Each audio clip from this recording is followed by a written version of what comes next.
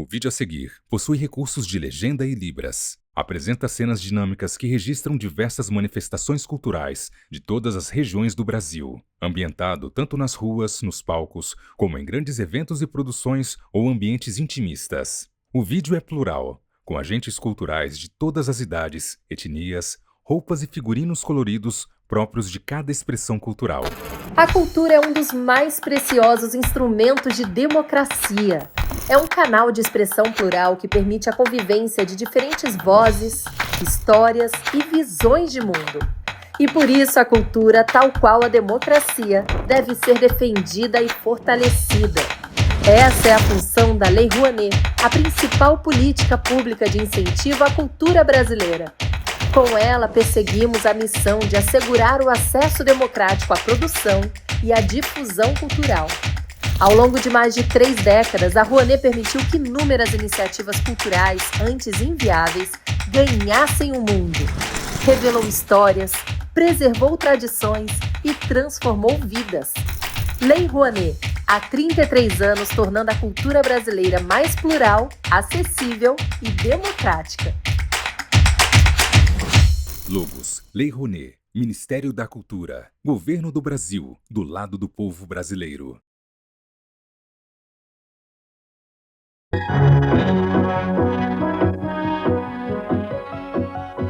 Voltamos com o Vamos Sair da Crise, um programa da TV Gazeta, Canal 11 de São Paulo, um programa que busca saídas para a crise brasileira.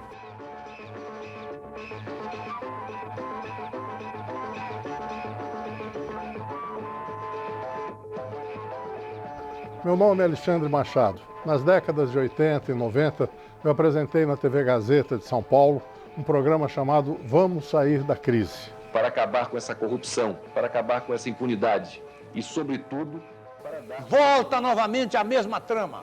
Como lançar um novo espírito para que o povo possa confiar nos políticos?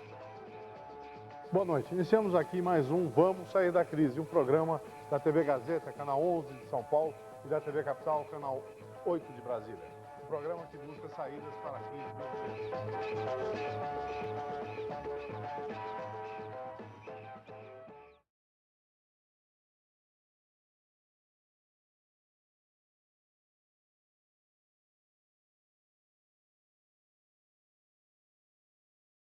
Chegamos ao 9º episódio desses trechos que nós selecionamos para o projeto Cenas da Redemocratização.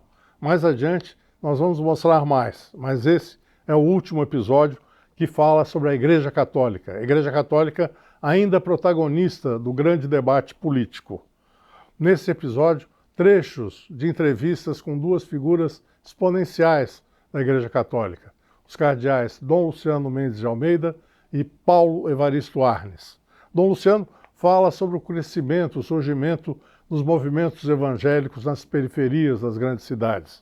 E Dom Paulo Evaristo Arnes fala sobre o segundo turno da eleição Lula-Collor. Vamos ver. Já falamos muito de problemas sociais, já falamos muito de política, falamos a respeito do novo presidente da República, que daqui a pouco estará tomando posse, e em relação a quem nós temos a expectativa de que seja feliz na condução dos negócios brasileiros. E eu gostaria de falar um pouco sobre a igreja, porque um dos problemas que me parece tem preocupado as pessoas ligadas à Igreja Católica é o processo que se dá hoje na periferia das grandes cidades e na proliferação de uma série de movimentos religiosos independentes, né, ligados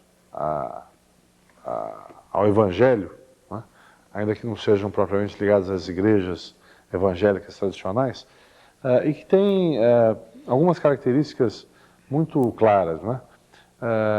Às vezes eu faço uma comparação dessa questão, questões de marketing, mas com todo respeito, né, que a Igreja Católica sempre teve os melhores pontos de venda nas cidades, né? Mas com a forma como a cidade cresceu de forma desordenada, né, de repente ela começou a perder esses pontos de venda na periferia, né, e para algumas organizações que têm um overhead menor, né, ou seja, que têm uma capacidade de se instalar de uma forma mais precária, né? Não tendo que contar com um padre que tenha tido uma formação mais longa, mais cuidadosa, como faz a igreja, não tendo que contar com um altar, com um aparato maior, né, para o exercício da sua convicção. Evidentemente, eu faço essa comparação com todo respeito, mas o fato é que a igreja começou a perder um certo terreno na periferia das cidades.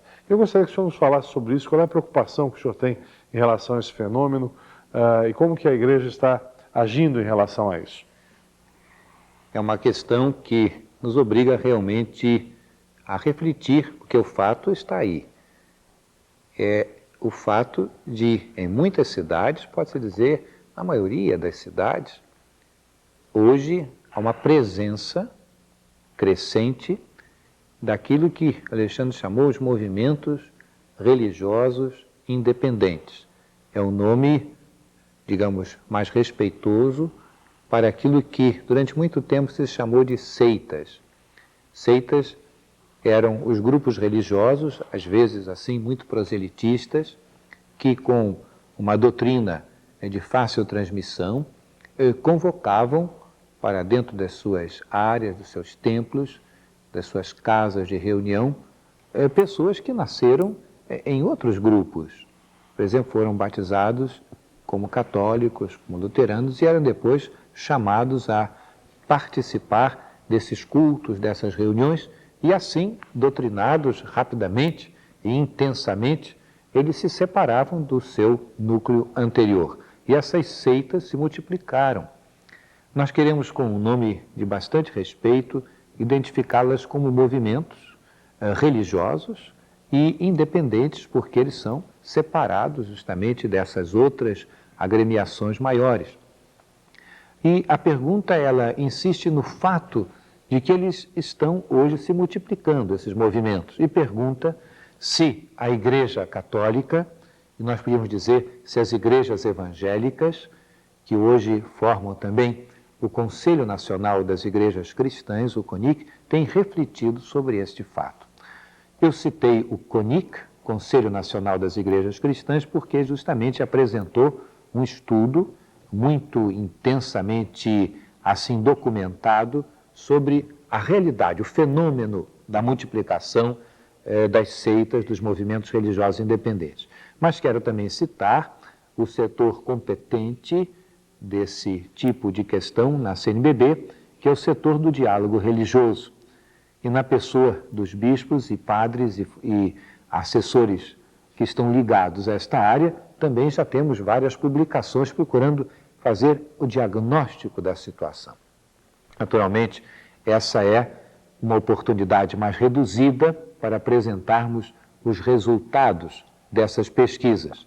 No entanto, nós vamos ter, neste ano que entra, 1990, para a área da Igreja Católica, uma nova fase no estudo dos movimentos religiosos independentes. Porque a Assembleia Anual dos Bispos, a 28ª, que se realiza, conhecem o lugar lá em Itaici, no final de abril, começo de maio, durante 10 dias, nós vamos ter como tema, o primeiro tema é a educação do Brasil, a educação religiosa, a alfabetização, e segundo tema, justamente a análise dos movimentos religiosos independentes. Então, daqui a não muitos meses, até a poucas semanas, vai ser possível tornar mais conhecida da Igreja própria, da própria Igreja Católica nas suas comunidades, o resultado de todas essas análises. Não só, mas vai ser iniciado um trabalho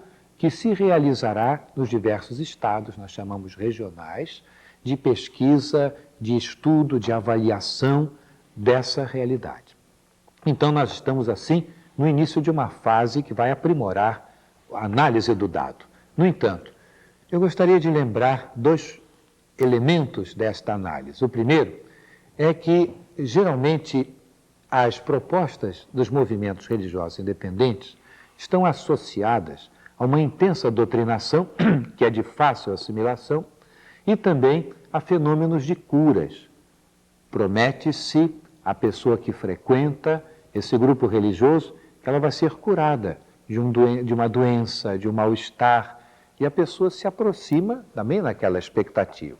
Evidentemente, essa aproximação, ela se dá mais facilmente quando a pessoa tem a fé, no caso a fé católica, mas ela não tem a explicação daqueles pontos que rapidamente vão sendo apresentados como dificuldades à sua fé.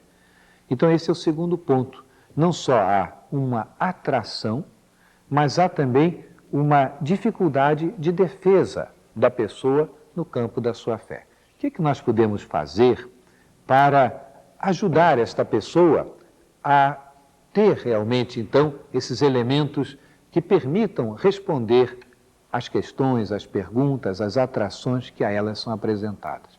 Aí que está, creio, o que vai se realizando já desde alguns anos, que é mostrar aos católicos que, além do culto, então a presença no dia em que se celebra o culto, dia de domingo, sábado à tarde, a presença para um sacramento do batismo, do matrimônio, a presença também nos momentos de maior sofrimento, quando há celebração, por exemplo, uma pessoa falecida, que, além do culto, que é devido a Deus e que reúne a comunidade, e além também da ação em bem dos desfavorecidos, em bem, por exemplo, dos dependentes de álcool, em bem das crianças desamparadas, há um terceiro elemento. E isso é quase um tripé para a expressão da nossa própria fé. É que, além do culto, que é prioritário, além da ação de serviço que não pode faltar, tem que haver também a formação. O que é, nesse momento, o que significa aludir à formação? É ajudar a pessoa a conhecer não só a palavra de Deus, mas também a doutrina, o ensinamento da igreja, o modo como a comunidade pensa, como ela resolve as suas dificuldades. E isso, muitas vezes, não foi suficientemente valorizado. Então, uma falha nossa também. Quando uma pessoa se deixa atrair por uma outra proposta religiosa, muitas vezes é porque ela não sabe valorizar a própria presença numa determinada comunidade. Então, nós temos que reconhecer, nós católicos, que se desenvolvemos, e creio que de modo bem intenso, o culto, se estamos procurando marcar presença na ação de serviço, nós temos também que multiplicar as oportunidades de formação para o povo cristão. Eu gostaria que o senhor nos falasse sobre isso. O senhor acredita também que a roda está girando agora no nosso país a favor da liberdade, a favor do resgate de todos esses valores que, de uma certa forma, foram perdidos ao longo do tempo no nosso país? Eu acredito, sabe, Alexandre, eu acredito que haja um esforço grande no terreno político de nos permitir debates como esse dessa noite e de permitir a cada qual expor o seu pensamento, tanto por escrito como oralmente, como em comícios e de maneira normal. Mas há uma coisa, a liberdade também deve existir no campo econômico. Claro. Nós temos uma ditadura socialista onde o Estado possui tudo e outorga aos outros, dá aos outros aquilo que os outros precisam. Não deu certo, nunca dará certo. O Estado ditadura não dá certo, nós sabemos. Mas a mesma coisa acontece com o capital.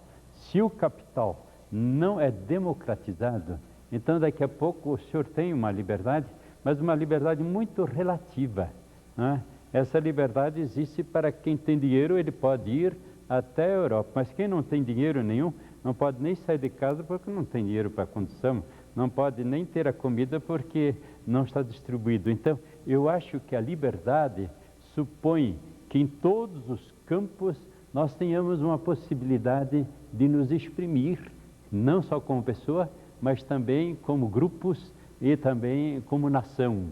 Então eu gostaria que essa liberdade ela estivesse presente no campo político, porque ele pervade todos os campos, né?